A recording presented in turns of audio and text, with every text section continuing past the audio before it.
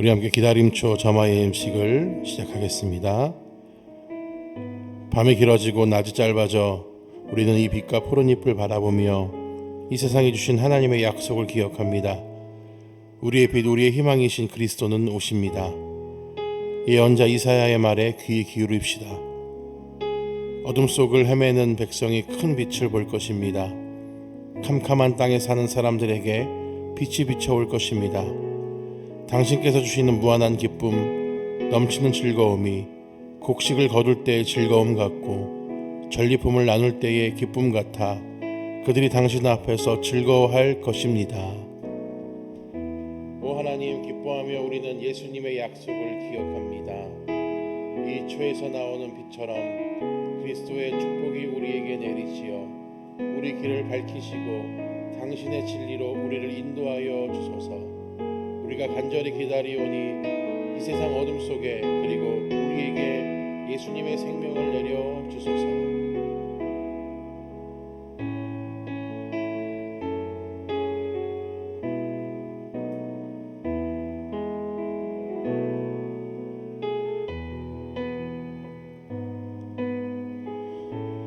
우리 다 같이 고백하겠습니다. 하나님, 당신의 말씀은 모든 것을 거룩하게 만드시나이다. 이 초에 당신의 축복을 내리사 우리가 이것을 볼 때마다 번잡한 몸과 마음을 가라앉히어 우리 주 예수께서 오심을 준비하게 하소서. 우리 주 예수 그리스도의 이름으로 기도합니다. 아멘.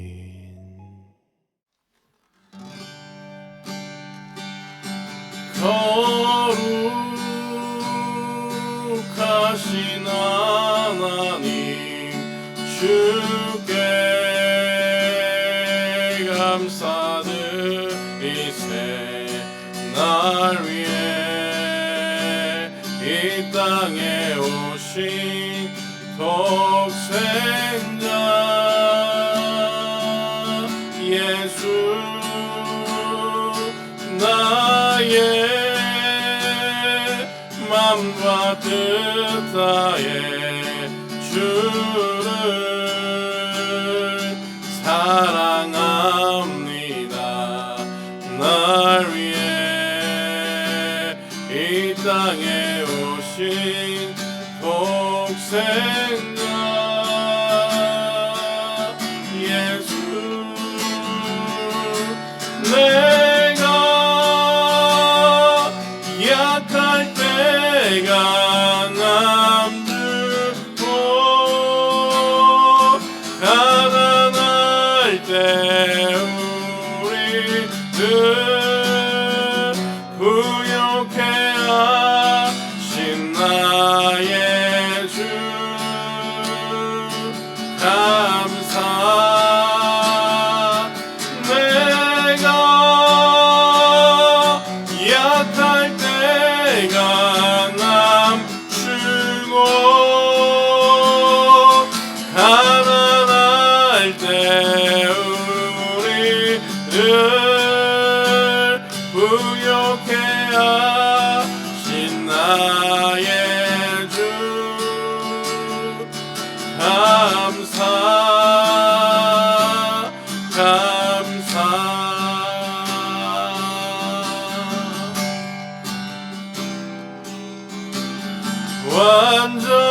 완전하신 나의 주, 의의 길로 날 인도하소서. 행하신 모든 일 주님의 영광 다 경배합니다. 예배합니다. 찬양합니다. 주님만 날 다스리소서. 예배합니다. 찬양합니다. 주님 홀로 높임 받으소서. 예배합니다. 찬양합니다. 주님만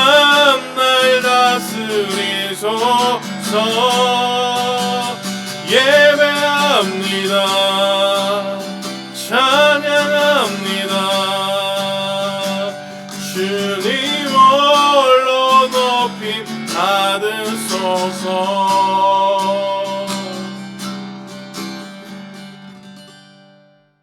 공동의 기도 함께 드리겠습니다. 창조주 되시며 역사의 주관자 되시는 하나님 아버지, 코로나19의 확산 앞에 아무것도 할 수 없는 저희의 나약함을 깨닫고 저희의 교만함을 회개합니다. 첨단 문명의 번영을 앞세워 왕이신 하나님을 대적하여 높아진 모든 나라와 교회, 공동체와 개인이 철저하게 주님의 도우심을 간구하며 엎드리오니 저희를 긍휼히 여겨 주옵소서. 전능하시고 신실하신 하나님, 속수무책으로 번지고 있는 코로나19의 확산을 주님의 능하신 팔로 막아 주옵소서. 무엇보다 코로나19 확진자들과 그 가족들에게 위로자 되시는 성령님께서 평안을 허락하여 주시고 예수 그리스도의 보혈로 속히 치유되게 하사 억눌려 있는 두려움에서 벗어나게 하옵소서.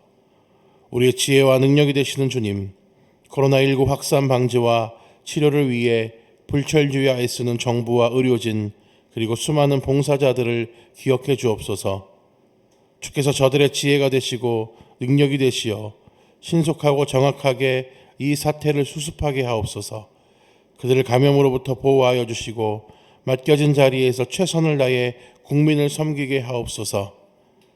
어디서나 계시며 모든 삶의 자리에 드려지는 우리의 예배를 기쁘게 받으시는 주님, 많은 교회들이 성도들을 보호하고 이 어려움이 조속히 해결되기를 바라며 주께서 주신 지혜와 마음을 모아 온라인과 각 가정에서 예배를 드립니다.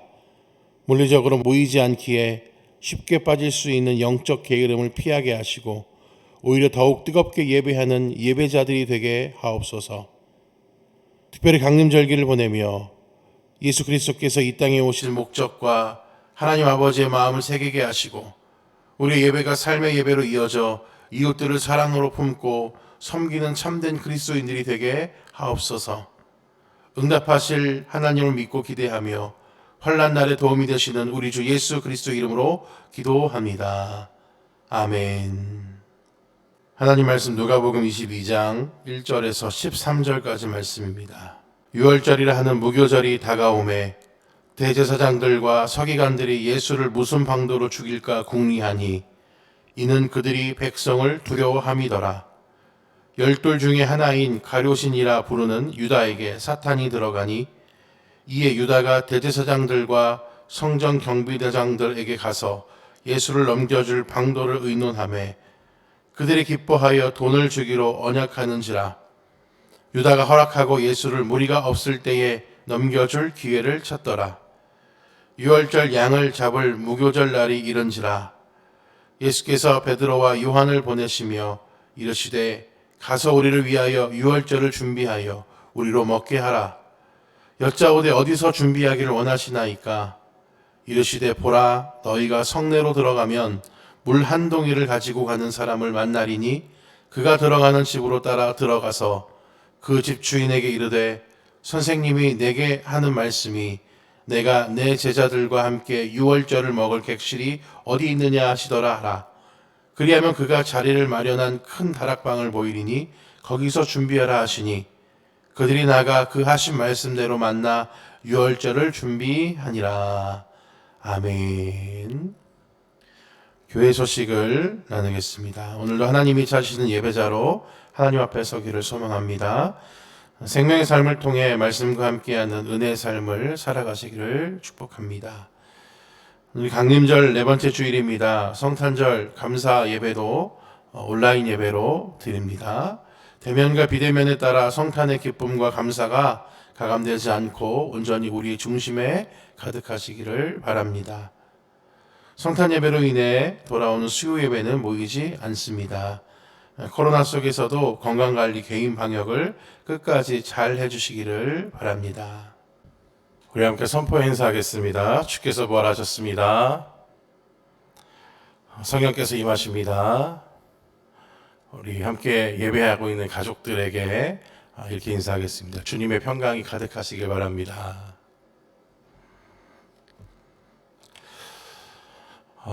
주중에 눈도 오고 겨울에 그 어떤 감성이 충만해지는 한 주를 보냈습니다만 코로나의 상황이 많이 좋지 않아 보입니다. 언론에서 또 정부에서는 연말 모임을 다 취소하고 올 연말은 없는 걸로 쳐라, 없는 셈 쳐라 이런 식으로 얘기하면서 확산이 좀 주춤해지는 것, 확산을 막을 수 있도록 애를 쓰는 것으로 보입니다. 모쪼록 건강하게 우리의 삶을 잘 유지하는 것이 지금 가장 필요한 우리에게 숙제인 것 같습니다. 사랑하는 성도님들, 우리 코로나 때문에 함께 만날 수 없고 예배할 수 없지만, 대면에서 예배할 수 없지만 있는 자리에서 건강을 잘 유지하면서 개인 방역을 잘 지켜주시기를 소망합니다. 강림절 네 번째 주일을 오늘 맞이했습니다. 이제 돌아오는 금요일이 성탄절인데 광고 드린 대로 성탄절 예배도 온라인으로 드려야 할 것 같습니다.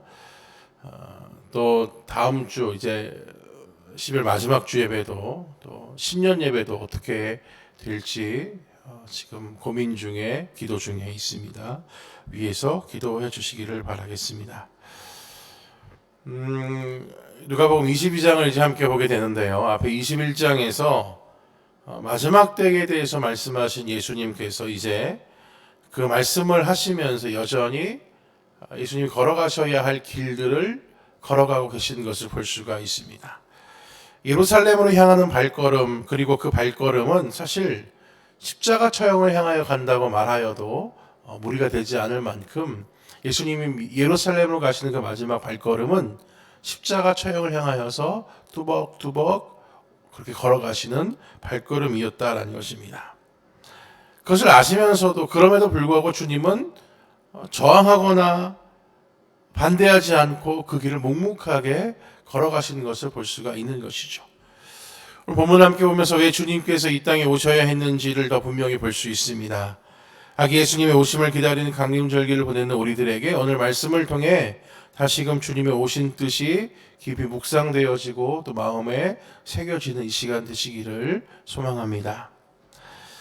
본문은 시간적인 배경을 우리에게 알려주고 있는데요. 1절에 보니까 6월절이라 하는 무교절이 다가오매 라고 말씀하고 있는 것을 볼 때 그 시간 때는 언제냐? 이스라엘의 최대 명절인 6월절 즈음이다라는 것을 볼 수가 있습니다. 6월절의 배경을 우리가 잘 알고 있죠. 이스라엘 백성들이 애굽에서 이제 종살이하고 있을 때에 그들이 하나님 앞에 부르짖었잖아요. 하나님, 우리 정말 너무 힘듭니다. 더 이상 살 수 없습니다. 하나님께서 선택하신 백성으로, 하나님께서 약속하신 백성으로 그들이 있었지만 애굽에서 종살이하고 있을 때 주님 앞에 그렇게 눈물로 부르짖으며 기도했던 그런 때가 있었습니다. 근데 하나님께서 그들의 기도를 들으시고 내가 너희를 살려주겠다, 내가 너희를 인도하겠다라고 약속을 하십니다. 그래서 그들의 지도자로 누굴 세우십니까? 모세를 세우시죠. 그리고 모세를 통하여서 애굽과 바로 왕에게 하나님의 뜻을 보여주게 하시면서 우리가 이제 이 땅에서 떠나가게 해주십시오라고 모세를 통해 바로에게 정중하게 부탁하게 합니다. 그런데 바로 왕은 듣지를 않았습니다. 이후에 하나님께서는 10가지의 재앙을 이 애굽 땅에 내리셨고 앞선 9가지의 재앙에 꿈쩍도 하지 않던 바로 왕이 마지막 10번째의 재앙을 경험하고 나서 어떻게 합니까? 그래, 너희들 다 나가라, 다 나가라, 떠나라, 없어져라 라고 하였습니다. 이 10번째 재앙이 그렇게 강력했던 거죠. 이 10번째 재앙이 무엇이었습니까? 모든 처음 난 것들을 다 죽이시겠다라는 것이 10번째 재앙이었습니다. 그 10번째 재앙이 있기 전에 하나님께서는 모세를 통하여서 이스라엘의 백성들에게, 그들 이스라엘 가정들에게 급하게 막 이제 정보를 날리시는 거죠. 뭐예요? 야, 마지막 재앙이 이런 재앙인데 이런 것도 너희들 피해갈 수 없다. 너희 또한 이 재앙을 피해갈 수 없으니 피해가려거든 뭐예요? 어린 양의 피를 문설주에 바르면 이 죄악이, 이 재앙이, 이 죽음이 6월 넘어가게 될 것이다. 패스오버하게 될 것이다. 라고 말씀하십니다. 그래서 이대로 행한 자들에게는, 이대로 행한 유대인의 이스라엘의 가정에게는 모든 난 것의 첫 번째 것들이 사라지지 않고 생명이 보존되는 역사가 있었고 애굽에는 하나님의 뜻대로 하나님 말씀하신 대로 죽음의 역사가 있게 되는 것이 이 10번째 재앙이었습니다. 이스라엘 백성들은 이 출애굽이라는 사건을 통하여서 어마어마한 것을 경험하는데, 첫 번째로는 이 재앙을 통해 그들에게 생명 되시는 분이 누구이신지를 보게 되는, 경험하게 되었다라는 것입니다. 둘째로는 이 홍해를 건넌 것을 통해서 구원하신 하나님을 직접적으로 보게 되고, 하나님이 우리의 삶에 이렇게 개입하고 계시는구나라는 것을 경험하게 되었다라는 것이죠. 그런 의미에서 유월절은 하나님께서 그들에게 생명을 주시는 방식이 무엇인지를 볼 수 있는, 그리고 그들의 참 주인이 누구신지를 볼 수 있는 엄청나게 큰 모델로서의 사건이 되게 되었다라는 것입니다. 그런 유월절을 준비하는 과정 속에서 본문은 두 가지 사건을 이 6절까지의 상황 속에서 보여주는데, 첫 번째는 대제사장들과 서기관들이 예수님을 죽일 방법을 찾았다라는 것이고, 두 번째는 그들과 동조해서 예수님의 제자였던 유다가 예수님을 배신하게 되는 그런 내용을 6절까지 내용에서 다루고 있습니다. 1절에 말씀드렸던 대로 대제사장들과 서기관들은 예수님의 3년 공생애 동안 어떤 직접적인 부딪힘이 많이 있었던 그런 상황, 그런 경우는 아니었습니다. 물론 예수라는 청년이 갈릴리를 중심으로 그렇게 자기의 세력을 넓혀가고 있다, 또 그렇게 활동하고 있으면서 민심이 막 들썩들썩거린다라는 것은 아마 그들이 모니터링은 하고 있었을 것입니다. 그러나 예루살렘으로 예수님이 향하기 전까지는 그 주로 부딪힘은 대제사장들과 서기관들이 아니라 누구였다는 거죠? 바리새인들이었습니다. 바리새인. 주로 바리새인들과 예수님이 부딪히셨고, 이제 예루살렘을 가시면서 이제 대제사장들 또 서기관들과의 직접적인 부딪힘이 시작되었다라는 것이죠. 성전을 향하여 예루살렘으로 향하여 가시면서 이스라엘의 핵심, 이스라엘 권력의 핵심이었던 저들과 논쟁하게 됐고, 그리고 그들은 예수님의 그런 여러 가지 행동들, 말들, 예수님의 존재까지도 아주 눈의 가시처럼 여기면서 심기를 불편하게 만들었던 일들이 벌어지게 됩니다. 계속된 예수님의 도전에 이 제사장들과 서기관들은 그들이 가지고 있었던 절대 권력으로 예수님을 어떻게 하기로 결정합니까? 죽이기로 결정합니다. 그리고 2절에 어떤 방법으로 죽일까 궁리했다라고 되어 있습니다. 죽이는 건 기정사실입니다. 명확하게 그들이 예수님을 죽이고자 결정했던 것은 이미 이루어진 사실이었습니다. 그러면 방법을 어떻게 죽일까? 어떤 것으로 연결해서, 어떤 것으로 이렇게 꿰어서 이 청년, 이 예수를 죽일까에 대한 고민을 하고 있었다는 거예요. 왜요? 백성들을 두려워하였다라고 되어 있습니다. 얼마나 많은 백성들이 예수님을 이렇게 지켜 띄우고 있는지, 예수님을 의지하고 있는지, 예수님을 바라보고 있는지 그들도 알았기 때문에 반란이 일어나지 않고 그 반발을 최소화하는 방법 안에서 어떻게 하면 저자를 죽일 수 있는가에 대해서 궁리하기 시작했다라는 것입니다. 그들은 사실 백성을 두려워하기보다 하나님을 두려워해야 했던 사람들이었습니다. 왜요? 제사장이라면 하나님을 가장 가까이에서 만나는 사람들이었습니다. 그런데 그들은 하나님을 두려워하기보다 사람들을 두려워했습니다. 사람들의 말과 그 세력들을 두려워했던 것이죠. 또 누구입니까? 서기관이라면 하나님의 말씀을 가장 가까이에서 만나는 사람 아닙니까? 그러나 그들은 하나님을 두려워하기보다 사람들의 모습을 두려워하며 자기들의 세력을 잃을까 두려워했었다라는 것입니다. 그래서 이 땅의 모든 첫 번째 것을 죽이실 때에, 그때에 나의 생명, 우리의 생명, 이스라엘의 생명을 보존하기 위해서 피 흘리게 하셨던 어린 양의 생명과도 같은 예수님을 스스로 죽이려 하였다라는 것입니다. 하나님의 명령을 받고 유월절에 어린 양이 되어서 자기의 몸을 내어주시기 위해서 오신 예수님께 감사하기보다는 오히려 자기들을 위한 희생제물로 예수님을 사용하려 했었다라는 것입니다. 두 번째로 보게 되는 사건이 예수님의 제자 중 하나였던 유다가 배신하는 그런 내용입니다. 누가는 유다의 배신에 사단의 관계가 있었다라고 증거합니다. 사단이 여기서 유다를 그렇게 만들었다라고 말합니다. 물론 이 사단이 개입했다고 해서 유다의 책임이 없어지는 것은 아닙니다.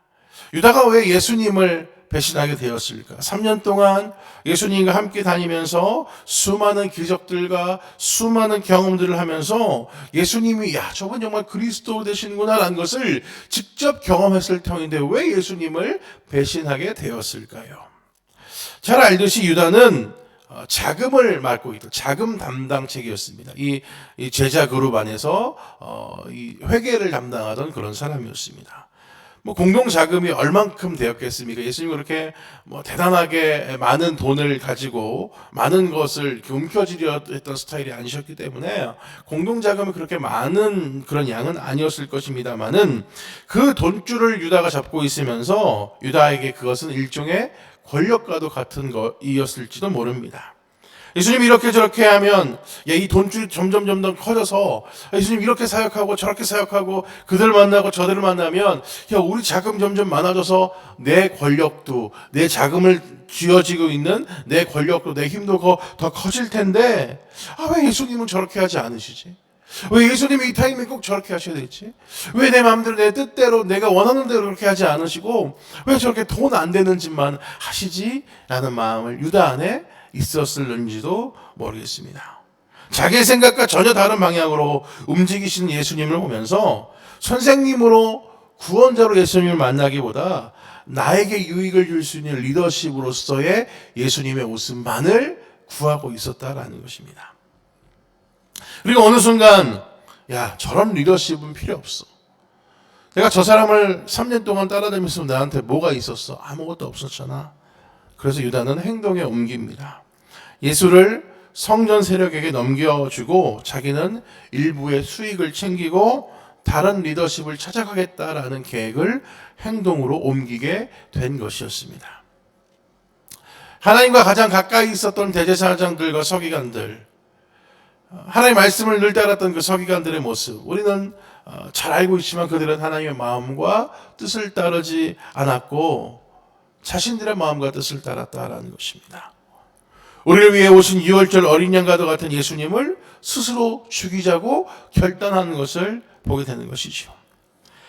하나님의 아들 예수님과 가장 가까이 있었던 제자였던 유다는 그 하나님의 마음과 뜻을 알지 못하고 자신의 스승이며 또 구원자 되신 예수님을 그 반대 세력에게 그 얼마 안 되는 푼돈을 받으면서 팔아 넘기는 지경에 이르게 됩니다. 그들의 이런 행위가 가능했던 핵심을 무엇이라고 설명할 수 있을까요? 나의 유익을 위해서, 나의 선택을 위해서, 내가 더 유리하게 되고자 하여서 행하는 모든 것들은 결국 죄로 귀결된다라는 것입니다. 나를 위해서, 유익을 위해서, 나의 이익을 대변하기 위해서 하는 모든 것들은 결국 죄가 될 수밖에 없다라는 것입니다. 하나님의 뜻과 하나님의 마음을 더 깊이 잘 알고 깨닫고 그 마음과 뜯어내서 행했어야 할 제사장들과 서기관들과 예수님의 제자였던 유다는 그 뜻과 마음을 팽개치고 나만 생각하게 됐다라는 거죠. 내 뜻만, 내 계획만, 내 앞날만 생각하게 되었다라는 것입니다. 결국 그 욕망에 사로잡혀서 죄의 종 노릇하게 되었다라는 사실이지요. 이런 모습들, 이런 일들은 비단 이들만의 경우는 아닐 겁니다. 제사장들이, 서기관들이, 유다가 특별해서 그들만 이렇게 죄의 종노릇 했다? 아닙니다. 우리도 언젠가, 우리도 어느 순간 우리가 뜻하지 않지만 그렇게 될 수 있다는 것입니다. 하나님의 뜻과 하나님의 마음을 알지 못하고 나에게 사로잡히게 되면 우리 또한 욕망에 사로잡히고 죄에 종속되어서 죄의 종노릇하게 될 수밖에 없다라는 것입니다. 믿음 생활 잘한다고 보이는 그에게도 그런 일, 신앙생활 잘하게 보이는 나에게도 그런 일은 발생할 수 있다라는 것입니다. 기독교의 변증가로 유명한 C.S. 루이스는 이렇게 말했습니다. 내가 교회 다니고 신앙생활하면서 내가 스스로 착하고 선한 것처럼 괜찮은 것처럼 느껴진다면 지금 어쩌면 당신은 하나님을 따르는 것이 아니라 악마를 따르고 있을지도 모릅니다.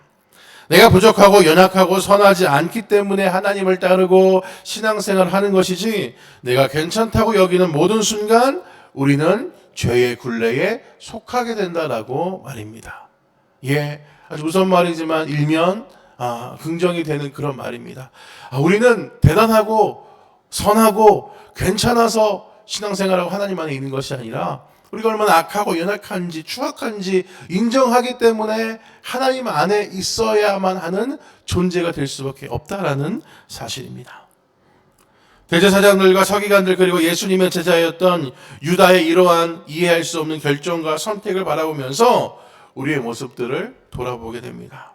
그들 역시 그 선택을 하면서 괜찮다고 우리가 하는 선택이 옳았다라고 그 당시에는 생각했을 것입니다. 그러나 결국은 죄의 종노릇하는 일이었고 악마의 하수인이 되었던 일이었다라는 사실입니다. 우리는 어떻습니까? 우리는 어떻게 해야겠습니까? 죄의 종노릇하는 것이 아니라 하나님의 사람으로 하나님의 백성으로 온전하게 행하는 주님의 마음과 뜻을 따르는 저 여러분의 삶이 되시기를 주님 이름으로 부탁을 드리겠습니다. 7절 이후에 예수님께서 제자들과 함께 유월절을 보내시려고 준비하게 하시는 것을 볼 수 있습니다. 8절에 보니까 베드로와 요한을 보내셔서 유월절을 준비하게 하시는데 이 제자들이 묻습니다. 선생님, 어디서 준비했으면 좋겠습니까? 라고 묻습니다. 그래서 예수님은 뭐라고 대답하십니까? 성내로 들어가서 물 한 동이를 들고 가는 사람을 따라가면 그 집 주인을 만나게 될 텐데 그에게 이렇게 말하면 된다. 우리 선생님이 유월절 보내실 곳이 어딘지를 찾고 계시고 묻고 계신데 그럼 그가 어떻게 한다는 거예요? 큰 다락방을 보여줄 것이다. 거기서 준비하면 된다라고 말씀하십니다. 앞에서 말씀드렸던 것처럼 유월절의 어린 양은 이스라엘의 생명을 주기 위해 희생된 하나님의 뜻을 의미합니다. 그런 양과 같이 예수님도 이스라엘에게 또 우리에게 생명을 주시기 위하여 이 십자가의 길을 걸어가고 계셨던 것입니다. 예수님께서는 제자들에게 그런 하나님의 마음을 더 깊게 알게 하기 위해서 그리고 그 마음을 통하여 하나님의 뜻을 온전히 행하며 살아가게 하기 위해서 마지막 만찬을 준비하십니다. 그동안 숨겨졌던 아직 때가 되지 못해서 이르지 못하셨던 말씀들과 또 제자들을 사랑하는 표현들과 과정들을 이 마지막 만찬을 통해서 우리가 잘 알고 있잖아요. 이 떡과 포도주를 나누시면서 예수님의 살과 피를 주신다라고 하는 것도 그들의 발을 닦아주시면서 섬기는 자의 모습으로 살아가라라고 하시는 이 마지막 만찬을 주님이 준비하십니다. 물론 이후에 이 최후의 만찬 본문을 통해서 더 자세히 보게 되겠지만 예수님께서 이 땅에 오신 이유는 결국 이 생명을 주시기 위함이었다라는 사실입니다. 사랑했던 제자들과 헤어지기 전에 인간적인 정을 나누고자 하는 그런 목적도 전혀 없는 것은 아니겠지만 이 식탁을 통하여 그들에게 내어주시는 몸과 피를 보여주시면서 유월절의 어린 양이 바로 예수님 그분이시라는 것을 이렇게 알려주시고자 하셨다라는 것입니다. 이것이 하나님 아버지의 마음이고 하나님 아버지의 뜻이었음을 저들에게 알려주시면서 앞으로 제자들이 동일하게 이 마음과 이 뜻을 세상에 있는 영혼들에게 흘려보내기를 원하시는 마음으로 이 마지막 자리를 준비하고 계셨었다라는 것입니다.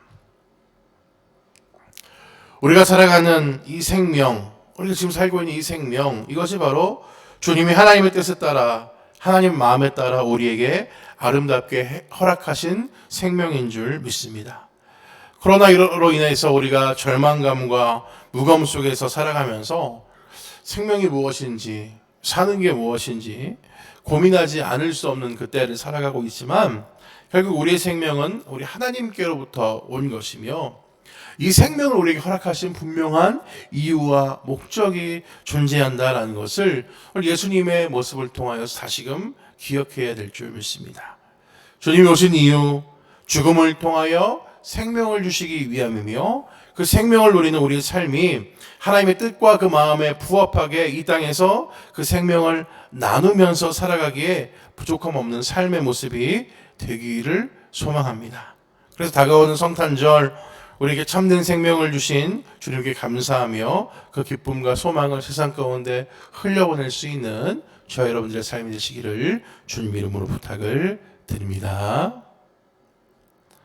우리 함께 찬송하겠습니다. 그가 오신 이유 함께 찬송하겠습니다.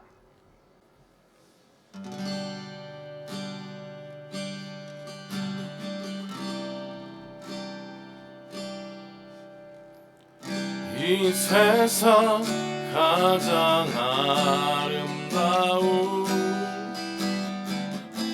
순종의 눈물 온 세상 다시 빛나게 한 생명의 눈물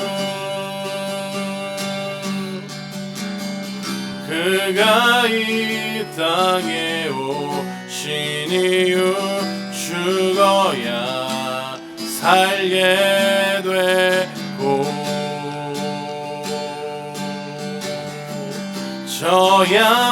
저야만 승리하는 놀랍고 영원한 신비 지으신 그대로 회복시킨 우리의 창조주 그리스도 십자가의 길로 아버지 뜻 이루셨네 그가 이 땅에 오신 이유 이제 우리에게 맡겨진 그 소망 그 사랑 그 생명 아름답고 눈부신 십자가의 길 우리가 이 땅에 살아가 이유 지으신 그대로 회복시킨 우리의 창조주 그리스도 십자가의 길로 아버지 뜻 이루셨네 그가 이 땅에 오신 이유 이제 우리에게 맡겨진 그 소망 그 사랑 그 생명 아름답고 눈부신 십자가의 길 우리가 이 땅에 살아가 이유 말씀 기억하면서 기도하겠습니다. 주님 오신 이유를 기억하며 우리 안에 하나님의 마음과 그 뜻이 부어지기를 함께 주님 이름 크게 한번 부르며 통성으로 기도하며 나아가겠습니다. 주여 하나님 이 땅에 주님 오신 이유를 기억하며 나아가기 원합니다. 사랑하시기 위하여서 생명 주시기 위하여서 당신의 모든 것을 내어주시면서 우리의 영혼이 우리의 생명이 하나님께 온전히 붙어 있기를 원하시는 마음으로 아버지의 마음과 아버지의 뜻을 이루시기 위하여 이 땅에 오신 주님을 기억합니다. 하나님 우리 안에 그 주님의 마음과 그 뜻이 부어져서 우리 또한 주님의 마음과 그 뜻 안에 살아가며 아버지 그러한 역할을 감당하며 나아가는 아름다운 미랄로서 이 땅에 떨어지게 부족함 없는 죄를 질 수 있도록 주여 도와주옵소서. 생명이 어려운 시대 어두운 시대에 살아가고 있습니다. 주님 주신 그 생명을 기억하며 생명의 참뜻을 기억하며 나가는 저희들 다 될 수 있도록 주님 도우시고 인도하여 주시옵소서.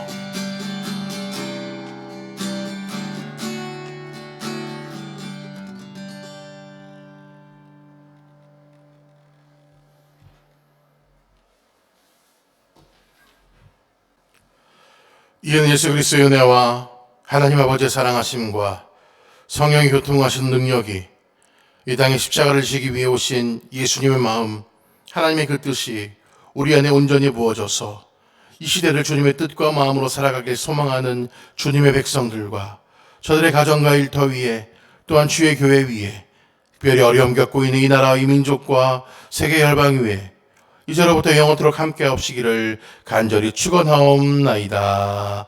아멘.